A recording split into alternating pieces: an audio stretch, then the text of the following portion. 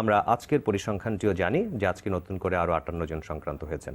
আসলে আমরা বুঝতে পারছি যে আমরা স্টেজ 4-এ চলে গেছি।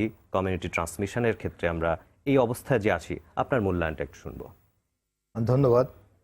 আসলে আমরা এখন যেই জায়গাটাতে আছি সেটি কিন্তু সরাসরি কমিউনিটি ট্রান্সমিশন একেবারে শেষ যে জায়গাটা, সেই জায়গাটাতে কিন্তু আমরা ইতিমধ্যেই পৌঁছে গেছি। এখন এই কমিউনিটি ট্রান্সমিশন হলে কি হবে? যেটি হবে সেটি হচ্ছে, অর্থাৎ রোগীর সংখ্যা বাড়ছে।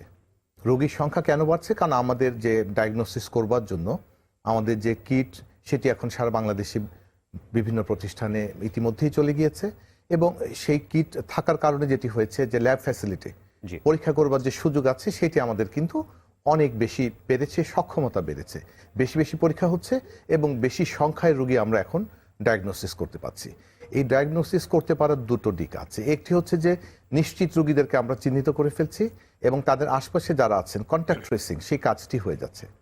পাশাপাশি এটি কিন্তু পরোক্ষভাবে আমাদেরকে এই কথা মনে করিয়ে দিচ্ছে যে এই করোনা ভাইরাস বা কোভিড-19 এটি থেকে কিন্তু এই মুহূর্তে বাংলাদেশের কেউ আমরা কিন্তু নিরাপদ নই। আজকে আমরা যারা এখানে কথা বলছি, আমাদের মাঝে, আমাদের আশপাশে যারা শুনছেন, যে কেউ কিন্তু আক্রান্ত হতে পারেন।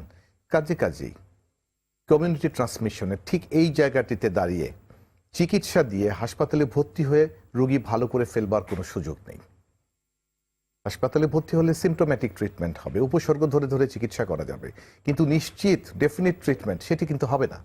কাজেই প্রতিরোধের বিষয়টি সবচেয়ে বেশি জরুরি। প্রতিরোধ হচ্ছে বেঁচে থাকবার একমাত্র উপায় এখন প্রতিরোধ। অবশ্যই কাজেই ঘরে থাকতে হবে, নিজের ঘরে। আমাদের কাছে স্যার অনেক দর্শক ইমেইল করেছেন, SMS পাঠিয়েছেন, ফেসবুকে দর্শকরা যোগাযোগ করেছেন, তাদের সাথে বা তাদের প্রশ্নের উত্তর আমরা দেবার চেষ্টা করব।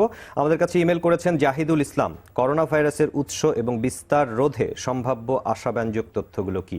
আপনি যদি বলেন। আসলে আমরা আশার, প্রিয় দর্শক, আপনাকে আমরা এক্ষুনি কোনো আশার খবর শোনাতে পারবো না।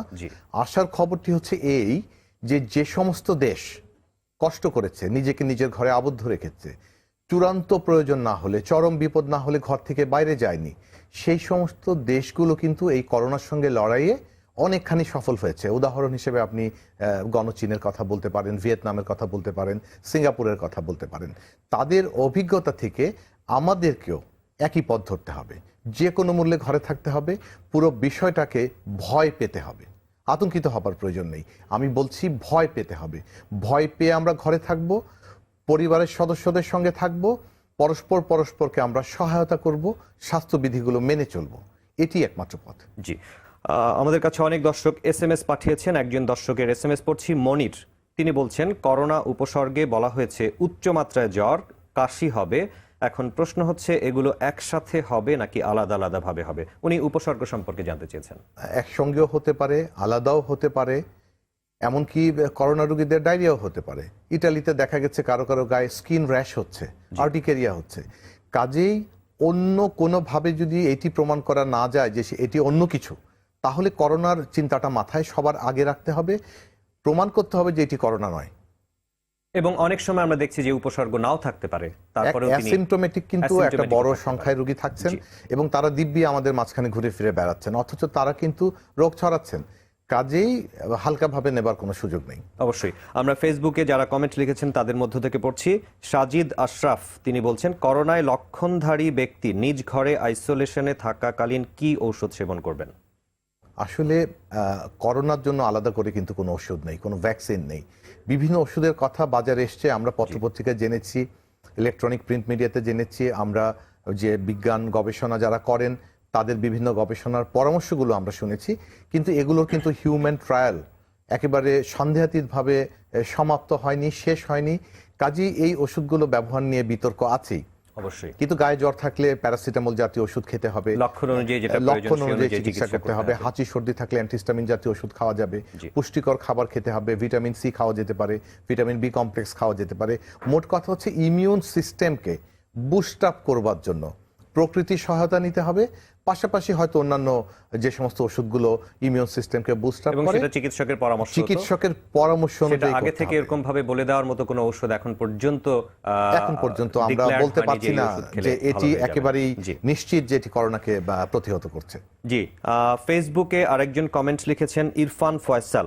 তিনি বলছেন করোনা ভাইরাস শরীরে স্পর্শ হওয়ার কত সময়ের জন্য থাকে, কতক্ষণের মধ্যে হাত ধুয়ে ফেললে তার সংক্রমণ হবে না? প্রথমত বুঝতে হবে যে করোনা ভাইরাস শরীরে প্রবেশ করছে কোন পথে। নাক দিয়ে যাবে, নিঃশ্বাসের সঙ্গে যাবে, তাই না? জি। চোখে যদি আমরা স্পর্শ করি তাহলে যাবে, আমরা ঘন ঘন যদি আমাদের মুখে স্পর্শ করি তাহলে যাবে। ধরেন আপনার হাতে লেগেছে, আপনি অন্য কোথাও স্পর্শ করলেন না, জি।